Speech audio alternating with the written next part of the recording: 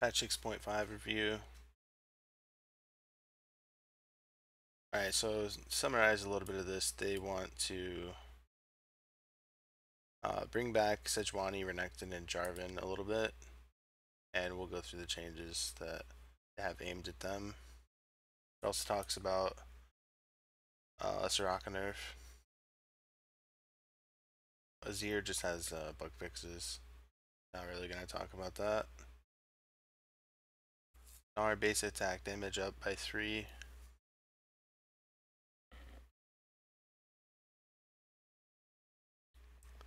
And a couple of bug fixes, nothing really too major. Devastating Charge's bonus movement speed is now multiplicative. And the knockback distance is going to scale from 250 to 450. And it's going to be based on your distance traveled, so this will probably make him play it a little bit more. I think he's got a bug with his combo. Apparently, Hecarim is not played, not because he's weak, but because he's bugged right now, so. Devastating Charge would move Hecarim while rooted. Okay, maybe that is the bug fix. So we'll have to talk to the Hecarim mains after this patch and see if he's worth playing again. I think he might be. Jarvan 4, W cooldown decreased, R cost less, and deals area of effect damage. So the main change here is W is going to be much lower cooldown, so this is going to make his jungle clear really good. It's going to be a lot healthier, and that means he's going to be able to gank more early game. Cataclysm is 100 mana now at all ranks instead of scaling up to 150. But the important thing with the Cataclysm changes is that it's going to deal damage to all targets trapped inside the Cataclysm instead of just the person that you target.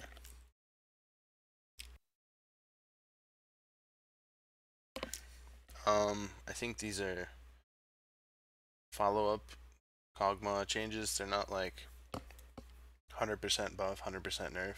It's like a little bit of both. So I'm actually reading this as like no longer gains attack speed passively, but they upped his attack speed growth. It's probably a small buff in the end.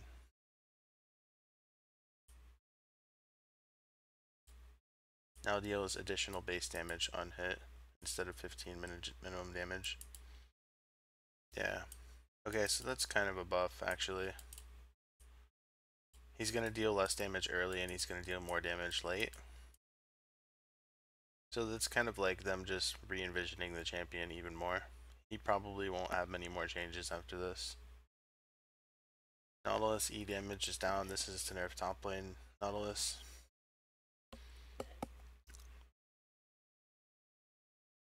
And these are the changes I was most surprised to see because it felt like they would never touch Pantheon, but I guess his win rate is too high right now.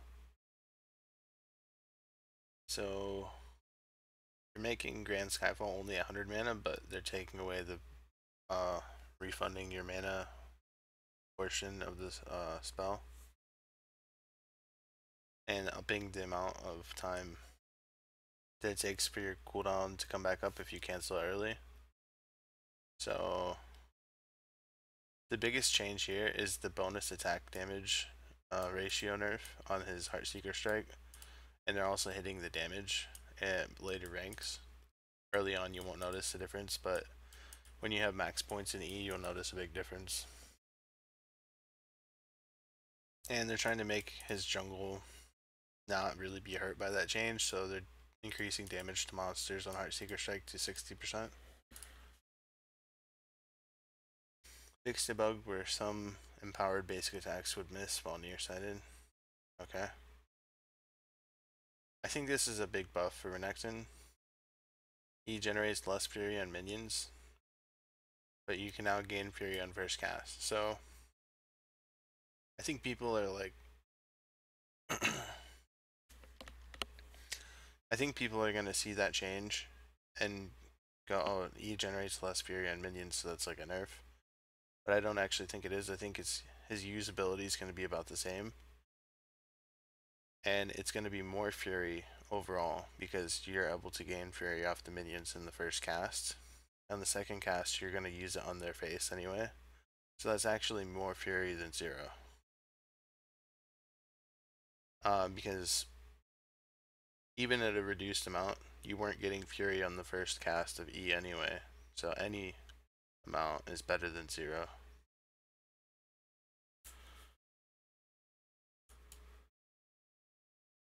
And Dominus, they're making it have a little bit more health at level 11, actually at all ranks.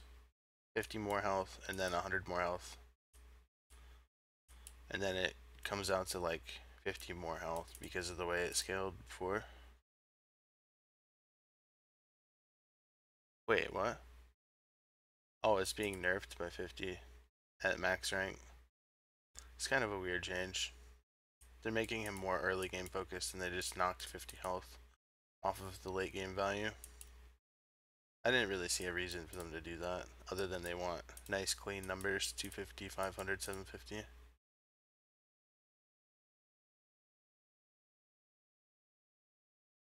They're changing some visibility about Shen's ultimate.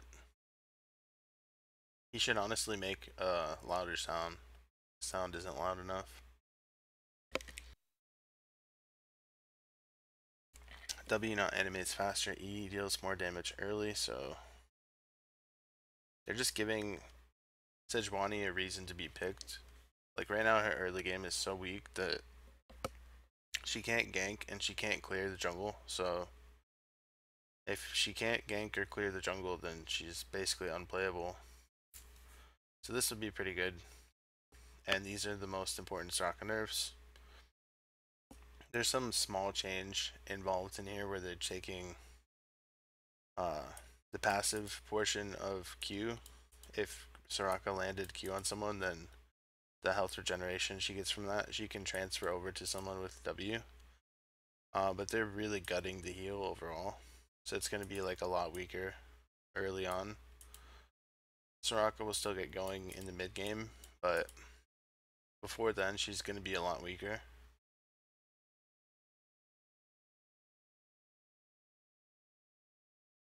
They're trying to incentivize her to be like her to have like dueling play patterns because usually with Soraka you just kind of out sustain everyone and play really passive, and with a ridiculous amount of health you usually win.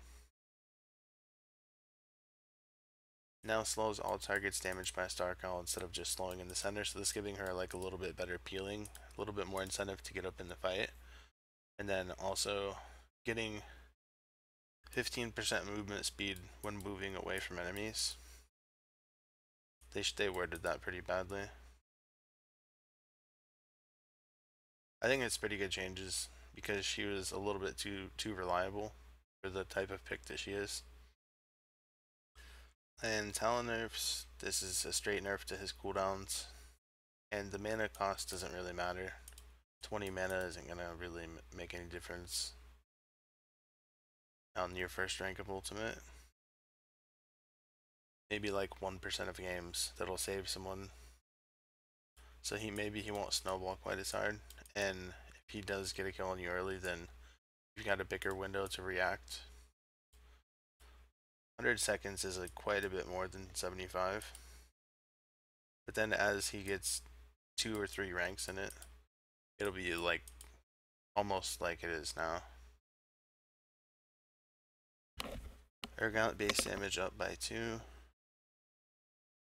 And the big change here is that his ultimate now fears enemies 375 units around Urgot for 1.5 seconds after completing the swap. I think that means the spot that he swaps onto, he'll have a fear in a 375 unit AoE for 1.5 seconds. If I'm reading that right.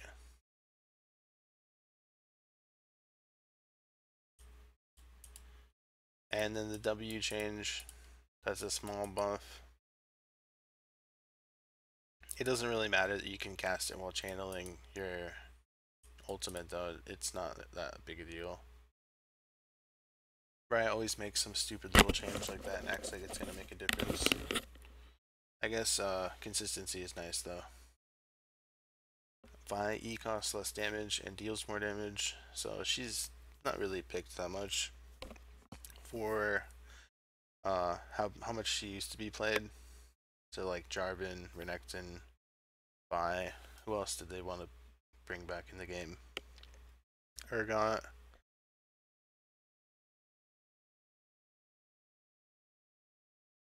Yeah, and basically Kog'Maw. Oh, and Hecarim. Hecarim and Gnar. So that's what. This is a lot of top lane changes in this patch. A couple of mid lane changes, not really that much, but this isn't enough to make Urgot played in bot lane. He might be more of a solo lane pick again. Herald is only going to give 2 stacks now instead of 5. I do agree that it was kind of bullshit that Devourer Jungler had access to 2 camps that give 5 stacks when there's already so many other camps. And Crab gives 2 as well. So it kind of makes sense that the Rift Herald being like a mutated Crab only gives 2 stacks now. And Guardian Angel buff, this is pretty huge actually. 200 gold less. And the fact that it's going to give 700 flat health or 30% of maximum health, so it's not going to change for tanks who will receive more than 700 health anyway, but for squishy champions that are going to have less than 2000 health for most of the game, that's really good. So you might see this be more of like a rush item now. It'll be pretty useful. The revive on, let's say before this buff, if you were gonna have 1000 health and you have Guardian Angel, let's see, 1000 times 0.3, it would only have given you 300 health, but now it's going to give you over double that, and it's 200 gold cheaper. So if you had 2000 health, that's still only 600. So like the break-even point here, it's like 23.35, something like that.